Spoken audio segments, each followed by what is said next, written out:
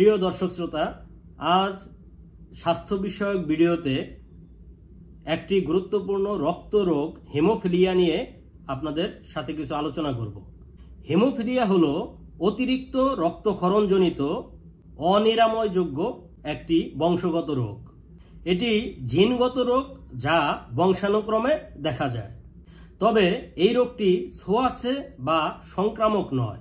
World federation of haemophilia এর উদ্যোগে বিশ্বব্যাপী 17 এপ্রিল বিশ্ব হিমোফিলিয়া দিবস পালন করা হয়। এই দিবসের মাধ্যমে বিশ্ববাসীকে হিমোফিলিয়া সম্পর্কে সচেতন করা হয়।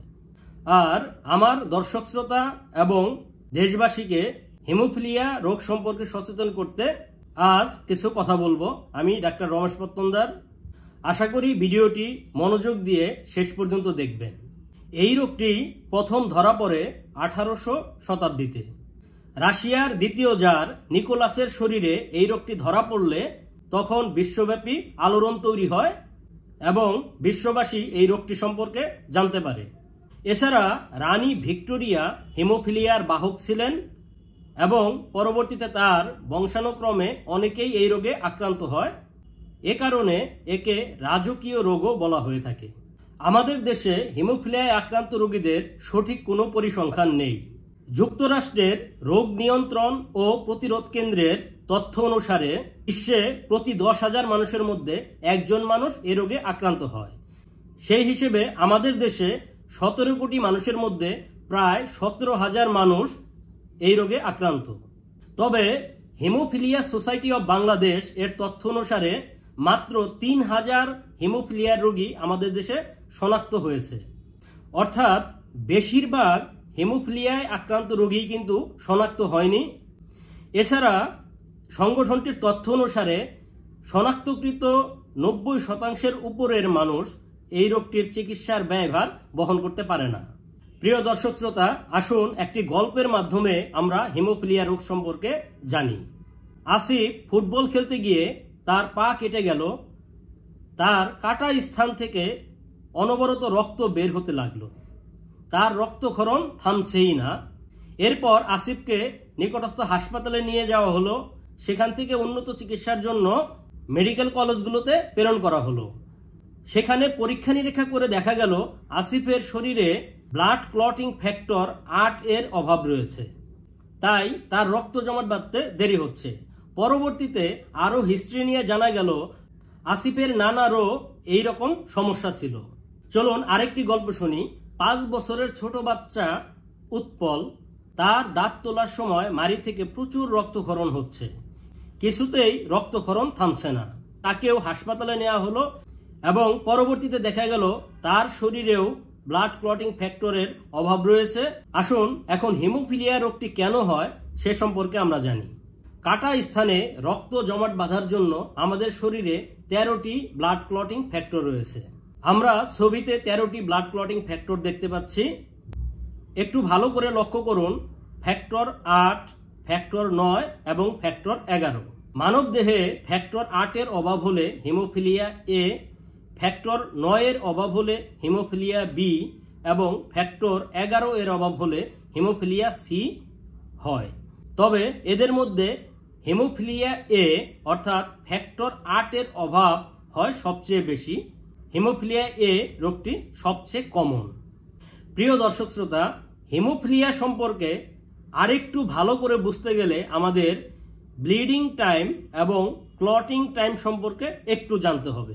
মানব দেহের কোথাও অল্প কেটে গেলে সাধারণত 2 থেকে 9 মিনিটের মধ্যে সেই স্থান থেকে রক্ত পড়া বন্ধ হয় এবং 8 থেকে 15 মিনিটের মধ্যে সেই স্থানে রক্ত জমাট বেঁধে যায়।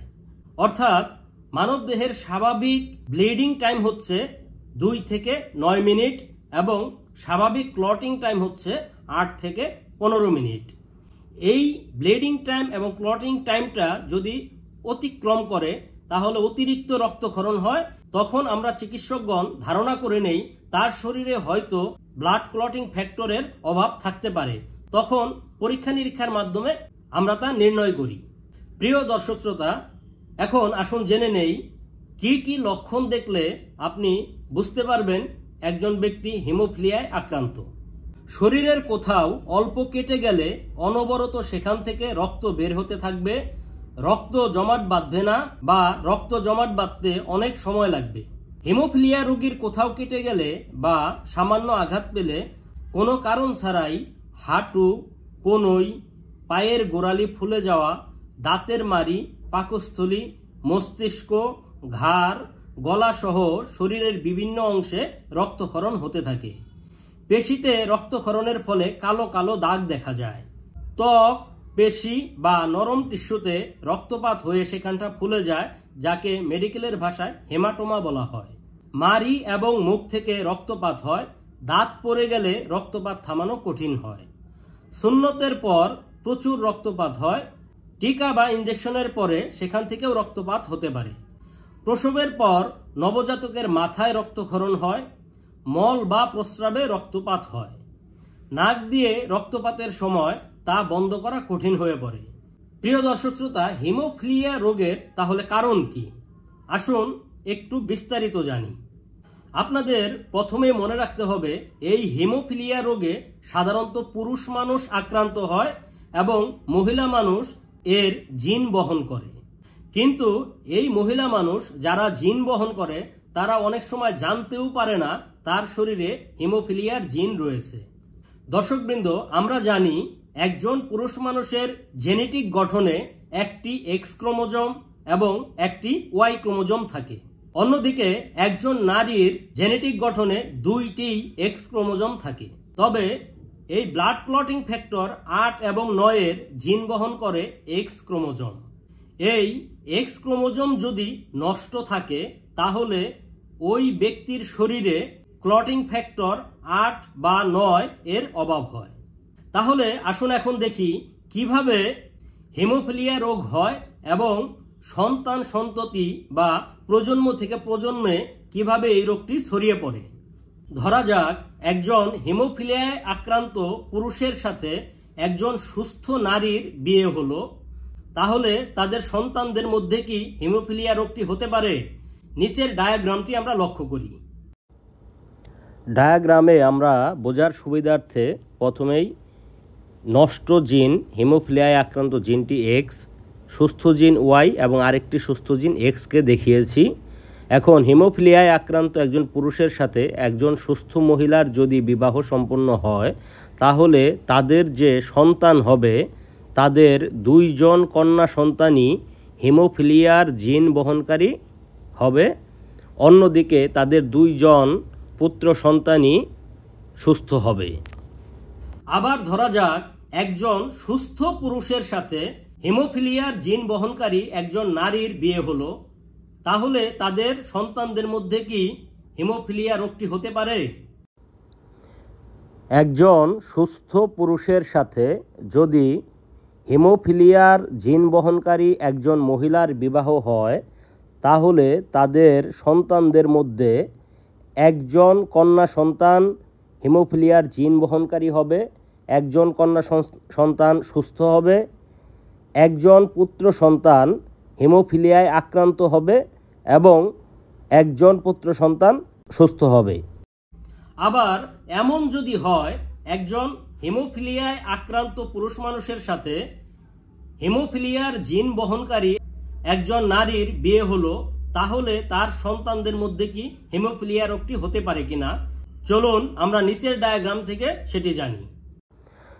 একজন হিমোফিলিয়ায় আক্রান্ত পুরুষের সাথে যদি হিমোফিলিয়ার জিন বহনকারী একজন মহিলার বিবাহ হয় তাহলে তাদের একজন কন্যা সন্তান হিমোফিলিয়ায় আক্রান্ত হবে, একজন কন্যা সন্তান হিমোফিলিয়ার জিন বহন করবে, অন্যদিকে একজন পুত্র সন্তান হিমোফিলিয়ায় আক্রান্ত হবে, একজন পুত্র সন্তান সম্পূর্ণ সুস্থ হবে। প্রিয় দর্শক শ্রোতা, হিমোফিলিয়ায় সাধারণত পুরুষরাই আক্রান্ত হয়, নারীরা হিমোফিলিয়ার জিন বহন করে। এর কারণ হচ্ছে নারীদের জেনেটিক গঠনে 2টি এক্স ক্রোমোজোম থাকে। আবার আমরা জানি এক্স ক্রোমোজোমে ব্লাড ক্লটিং ফ্যাক্টর 8 এবং 9 এর জিন থাকে। নারীদের একটি এক্স ক্রোমোজোম যদি নষ্টও থাকে, অন্য এক্স ক্রোমোজোম থেকে ওই নারী ব্লাড ক্লটিং ফ্যাক্টর 8 বা 9 পেয়ে থাকে। ফলে নারীরা সাধারণত আক্রান্ত হয় না, তারা হিমোফিলিয়ার জিন বহন করে থাকে। অন্যদিকে পুরুষের শরীরে একটা মাত্রই এক্স ক্রোমোজোম থাকে, সেটা যদি নষ্ট থাকে তাহলে কিন্তু পুরুষ সরাসরি অ্যাফেক্টেড হবে, অর্থাৎ পুরুষ আক্রান্ত থাকবে। একজন ব্যক্তির হিমোফিলিয়া আছে, এখন সে কি কি সতর্কতা অবলম্বন করে চলবে, আসুন সে সম্পর্কে এখন জানি। শরীরে আঘাত লাগতে পারে এমন কোনো খেলাধুলা যেমন ফুটবল, ক্রিকেট, ভলিবল ইত্যাদি খেলবে না। শরীরে আঘাত লাগতে পারে এমন কোনো কাজ করবে না। ছুরি, চাকু ইত্যাদি ব্যবহার করতে হয় এমন কাজ করবে না। মাথায় আঘাত পেতে পারে এমন কাজ করা যাবে না।